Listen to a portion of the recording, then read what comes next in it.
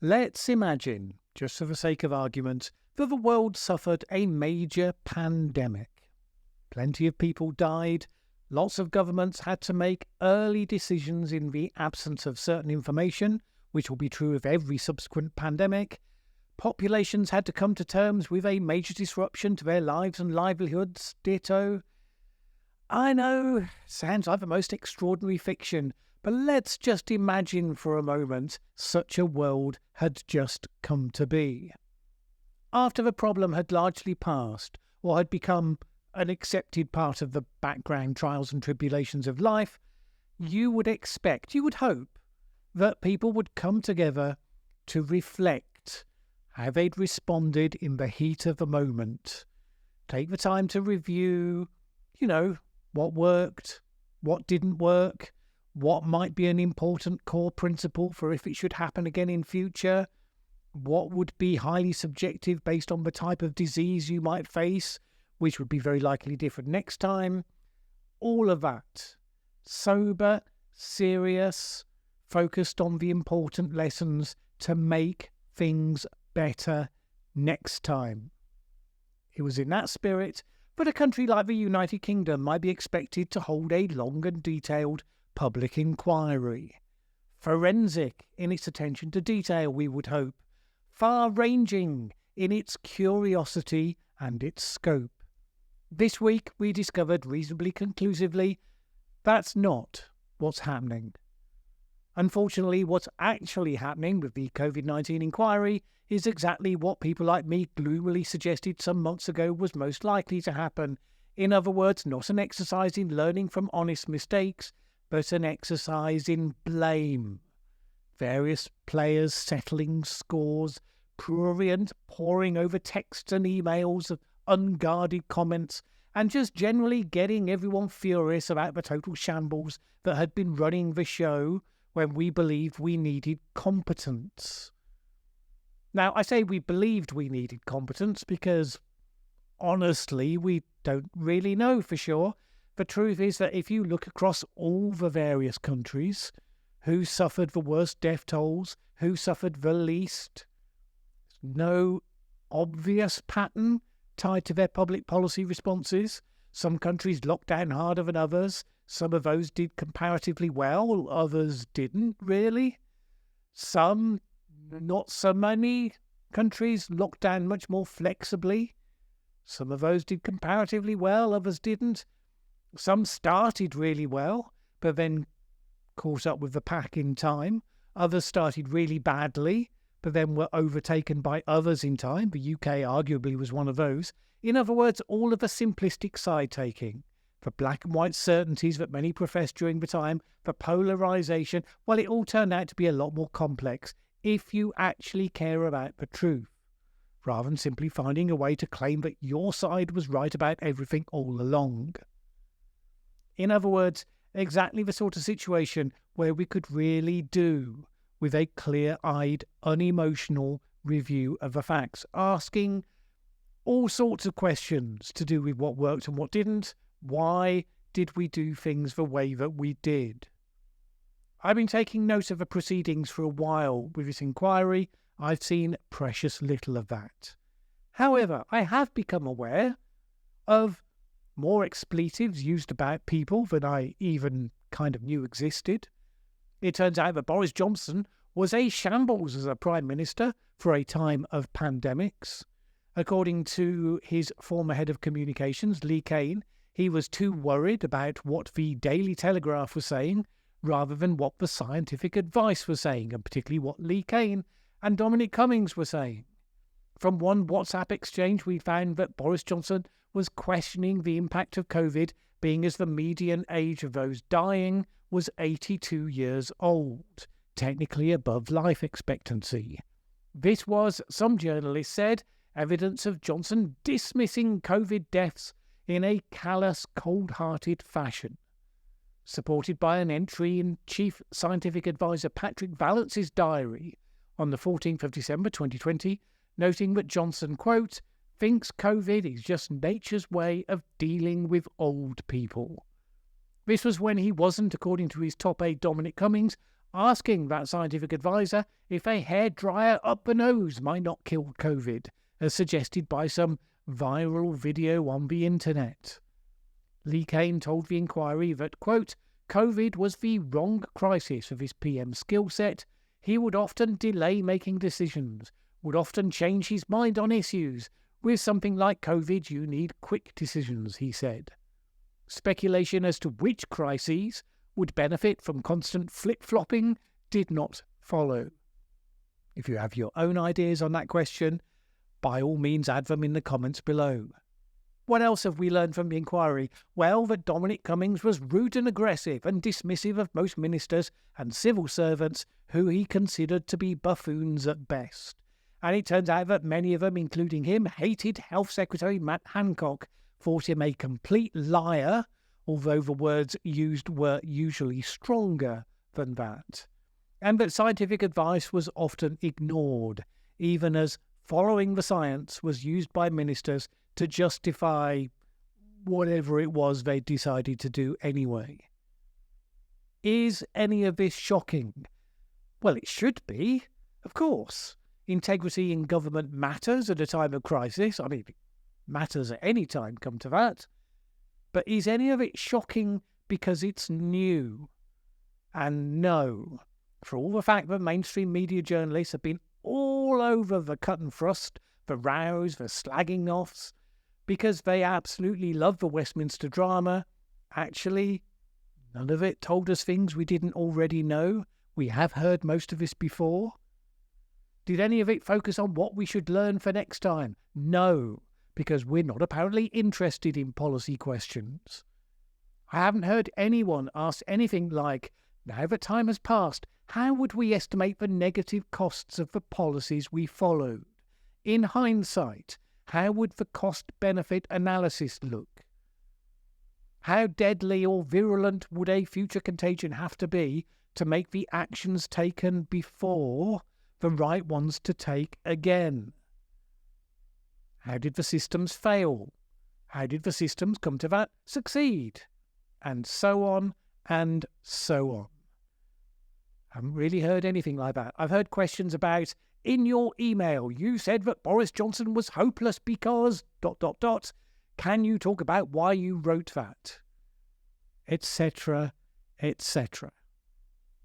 Part of the problem for this comes from the initial framing. I mean, one of the solicitors, the barristers, is representing those whose families suffered a COVID bereavement. Now, look, you can understand the sentiment, but it means they necessarily frame their interrogations a certain way. Understandably, the bereaved families are interested in justice for their loved ones, backward-looking. It automatically creates a frame that says someone must be to blame. If only someone in government had done the things differently they should have done, then our loved ones wouldn't have died. If we'd locked down sooner or harder, if Dominic Cummings hadn't gone to Durham, if Number 10 hadn't hosted parties, something, then maybe they wouldn't have died. That frame, that we should have been able to expect that government would have the power to protect all the vulnerable from a virus, it's an inherently unreasonable expectation. If it wasn't, then somewhere in the world we would have seen at least one competent government acting and as a result saving all or most of the people, even in places that, often for circumstances not entirely shaped by the government, like the geography of their country, seemed to be able to achieve that at the start. But they had reality catch up with them at some point later on. Now, could competent government have made a difference? Well, you would intuitively believe so, of course. But these things don't often work in the way that you want them to. Competent government does what this one didn't. It understands trade-offs, and it makes difficult decisions. Now, that might have meant keeping more things open because of the harms caused by shutting them down, which would have made the bereaved from COVID totally convinced that those decisions contributed directly to their personal tragedies. Because at the time of the pandemic, we saw just that one side of the equation. Every week, the media reported COVID deaths. But of course, no one was in a position to report on future cancer deaths as a result of cancelled appointments. Nobody could report on mental health harms or damages to children's education, all of those things. And maybe when you add them all together with the benefit of hindsight, you would still come to the conclusion that we should have locked down in exactly the way we did, except maybe better. Maybe. But right now, we're just having fun at politicians' expense and doing the blame thing. Interestingly, one of the little "OMG, can't believe he said that" headlines came from the suggestion that Matt Hancock, Health Secretary, has said that should the NHS become swamped, he would take the decisions about who would live and who would die. This was presented as self-evidently terrible because, after all, we would all want qualified medical professionals doing that, wouldn't we? Again, the fact that it was Matt Hancock, likely to be voted at the end of all of this as the politician with the most punchable face, has rather obscured the serious discussion here. Because it's a fair question. Who should make that decision? I don't mean at an individual level. I mean at a policy level. Politicians already make decisions about quantity of resources to go into the health service, broad headline priorities for what that funding is for. We hope and expect that they get all the best advice from the medical practitioners, the heads of NHS trusts and all the rest of it in making those decisions. But like it or not, there are always difficult trade-offs in health. No country, regardless of how high an amount of its GDP it pours into resourcing its health service, can fund all the available treatments, whatever the cost, for all the people that need them. If you decide to prioritise people on the basis of life years that you would be rescuing, or you decide to prioritise people who had no hand in creating their own ill health, or you decide to prioritise lower cost interventions that will help the largest numbers of people rather than the highly expensive specialist treatments, or you decide to make no prioritisation, but simply treat everyone you can until the money runs out, and then some people drop off the end at random, or any one of a dozen other potential sets of priorities. Are those not ultimately political questions? If the policy is set accordingly, we still expect qualified practitioners to knowledgeably and humanely implement them. But this is the thing. During the pandemic, the views of virologists specifically were often given prime importance. Why would you listen to anyone unless they were a virologist? People would ask. Is your opinion worth anything unless you have that expertise? And it kind of depended on what claims people were making. But for policy questions, how much you could wait for harm caused by COVID versus for harms caused to people with other conditions versus for harm caused to people's livelihoods, the point is you need someone who can talk to a lot of different expertise, someone who can synthesize what all of them are saying, and who can then make the trade-offs in the final decision. Bear in mind, most experts highly prioritize their own area of expertise, which is only natural. So they will hate the trade-offs. These are unpopular decisions. If they're not political decisions, then what are they? And if you say, yes, but we think Hancock is terrible, we wouldn't have wanted him making such decisions, well, the point from that is twofold. One, obviously, don't have politicians in place who are not up to the job, which is probably the one genuine lesson emerging from the inquiry. But, arguably we didn't really need an inquiry to tell us that. Two, when you don't make a decision, in these cases, you should at least take the time to notice that you've made one anyway by default. In this case, the default was to treat human well-being as a single variable problem. Keep people dying from COVID, regardless of what else happens, what other harms that may be unintended consequences of those actions, and that will be the best outcome you can achieve. We have since seen a variety of those knock-on consequences emerge: economic consequences, mental health consequences, cancer, other conditions. Does the existence of those harms prove that lockdowns were wrong and the priorities were wrong? Well, no. For that, you would need to do a proper evaluation of the harms caused, how many could have been prevented, while not overly undermining protecting people from COVID, where there were inescapable conflicts, where the least harm would have laid. In other words, the questions should have been asked. The answers are worth knowing. Maybe someone should hold a public inquiry to look at that. By the way, one of the other interesting questions in all of this came out of a shambles that was government by WhatsApp. These looked bad, one minister suggested, but only because they were recoverable, because it was daily tittle-tattle. In the past, people said just as many terrible things to each other in private. It's just that nobody got to hear those conversations, so they didn't get to look that bad. Specifically, he said, if Winston Churchill had had WhatsApp, he would have ended up by being equally embarrassed by those disclosures. Honestly, I think that underestimates the degree to which the modern discourse has trivialised and coarsened.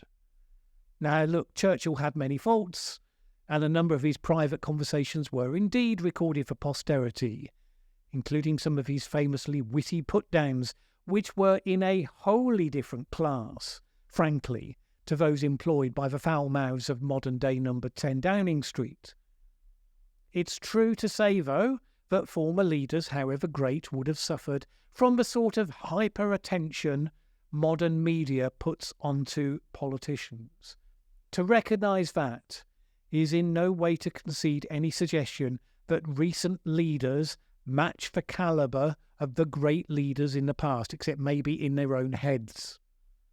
There's a lot more separating the likes of Boris Johnson or indeed Keir Starmer from the Winston Churchills and the William Gladstones than just whether or not they used WhatsApp. I think the more interesting question from that is whether genuinely great leaders would be so put off by the tainted deal that modern politics has become that they would never aim to get involved in the first place, or if they did, would find that the system no longer rewards their qualities sufficient for them to get to the top in the first place. Something else that would kind of be interesting to look at. The fact of all of this is that this inquiry was always going to struggle with the brief. The government response to the COVID pandemic became politicised. People joined one of two teams. Team pro-lockdown and pro-vaccine, team anti-lockdown and, well, some anti-vaccine, some, I suppose, vaccine cautious or something. The point is that unlike most medical emergencies in history, activists of all types defined their political identity around their perspective in relation to it. No inquiry was ever going to get the political people to climb out of the trench they dug into in order to take a fresh look at the evidence of history. People who were rabidly pro-lockdown look at the evidence and they only see the parts that confirm their former position, which seems likely to be the official inquiry position, by the way, based on the presumptions behind much of the questioning, the framing of the questions. Whereas people who are rabidly anti-lockdown look at the self-same evidence and again only see the parts that confirm that position. It's a remarkable place to have arrived, because remember, before COVID, the idea that you would lock entire societies down in this way was seriously entertained by exactly nobody. Various of the witnesses to the inquiry have had to repeatedly reminded of that fact when looking back at the events of February, March 2020. No, The idea that many people have today that you had this body of experts, SAGE, who were all rabidly pro-lockdown and making drafts to scare the government into implementing them, it's not actually the history of what happened. At the start, SAGE was completely against the idea of lockdown. It wasn't the only time where a position held at the start gave way to the exact opposite, which quickly then became seen as self-evidently the only sane course of action. In the case of lockdowns, it took just 2 months for it to go from the category of unthinkable to unquestionable. But that is nevertheless where it started. How did that happen? Was it good that it happened? Was it more to do with the dynamics of Donald Trump in the US and Boris Johnson in the UK and how their opponents wanted to portray them than it did the clinical need? These would all be good questions. But again, they don't seem to be the questions we're asking. Well, the inquiry continues, as it will do for quite a long time. I will continue hoping it will move beyond the political noise and eventually get on to some of the important lessons. I say that with no preconceptions as to what I hope would be the answers that might come out of it. As always, I don't really care. Ask the right questions, get the appropriate research to honestly, properly answer those questions, and I will just be fascinated to know what those answers are and will shift my views accordingly. I do not pin my identity to having a favourite medical treatment or opinion. If only the same could be said for those currently running the UK COVID inquiry. If you get value from this channel, please consider supporting it, either by going along to patreon.com/Mallen Baker to become a regular supporter, or by making a PayPal donation, the link for which is given in the video description below. It is only through the support of people like you that this channel is able to continue. A number of people did donate last week. Many thanks to them. Either way, have a great week. See you next time.